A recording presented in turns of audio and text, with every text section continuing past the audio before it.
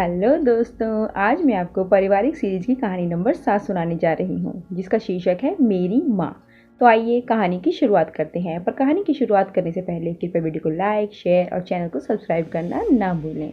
माँ, मुझे कुछ महीने के लिए विदेश जाना पड़ रहा है। तेरे रहने का इंतजाम मैंने करा दिया है। तकरीबन 32 साल के अविवाहित डॉक्टर विवेक ने देर रात घर में घुसते ही कहा, बेटा तेरा विदेश जाना जरूरी है क्या? माँ की आवाज़ में चिंता और घबराहट झलक रही थी। माँ, मुझे इंग्लैंड जाकर कुछ रिसर्च करनी है। वैसे भी कुछ ही महीनों की तो बात है, विवेक ने कहा।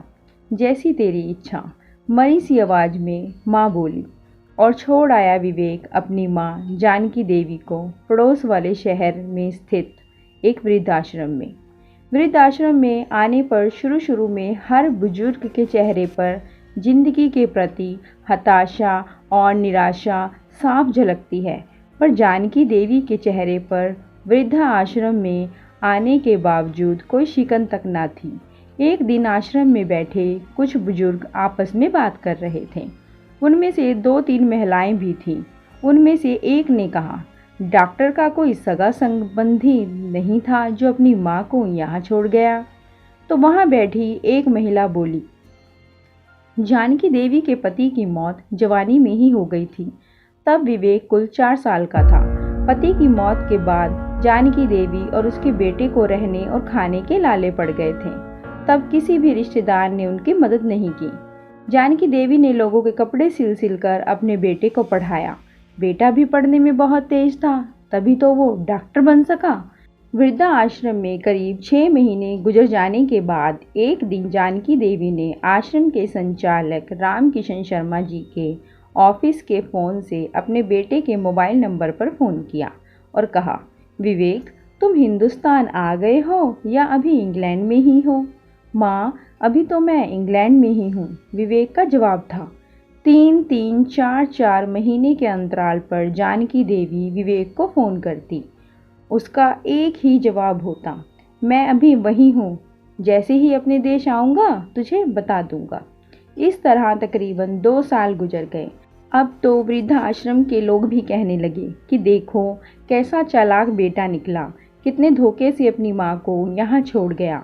आश्रम के ही किसी बुजुर्ग ने कहा, मुझे तो लगता नहीं कि डॉक्टर विदेश गया होगा, वो तो बुढ़िया से छुटकारा पाना चाह रहा था। तभी किसी और बुजुर्ग ने कहा, मगर वो तो शादीशुदा भी नहीं था। अरे होगी उसकी कोई गर्लफ्रेंड, जिसने कहा होगा पहले माँ के रहने का इंतजाम करो तभी मैं तुमसे शादी करूँगी। 2 साल आश्रम में रहने के बाद अब जानकी देवी को भी अपनी नियति का पता चल गया। बेटे का गम उसे अंदर ही अंदर खाने लगा। वो बुरी तरह टूट गई। 2 साल आश्रम में और रहने के बाद एक दिन जानकी देवी की मौत हो गई और उसकी मौत पर आश्रम के लोगों ने आश्रम के संचालक शर्मा जी से कहा, इसकी मौत की खबर इसके बेटे को तो दे दो। हमें तो लगता नहीं कि वो विदेश हो गया होगा, वो होगा यहीं कहीं अपने देश में। इसके बेटे को मैं कैसे खबर करूं? उसे मरे तो 3 साल हो गए। शर्मा जी की यह बात सुनकर वहाँ पर उपस्थित सब लोग सनाका खा गए। उनमें से एक बोला, अगर उसे मरे 3 साल हो गए हैं तो जानकी देवी से मोबाइल पर कौन बात करता था? वो मोबाइल तो मेरे पास है जिसमें उसके बेटे की रिकॉर्डेड आवाज़ है। शर्मा जी बोले, पर ऐसा क्यों? किसी ने पूछा। तब शर्मा जी बोले कि करीब 4 साल पहले जब विवेक अपनी माँ को यहाँ छोड़ने आया था तो उसने मुझसे कहा, शर्मा जी, मुझे ब्लड कैंसर हो गया है और डॉक्टर होने के नाते मैं यह अच्छी तरह जानता हूँ कि इसकी आखिरी स्टेज में मुझे बहुत तकलीफ़ होगी। मेरे मुंह से और मसूड़ों आदि से खून भी आएगा। मेरी यह तकलीफ़ माँ से देखी ना जा सकेगी। वो तो जीते जी ही मर जाएगी।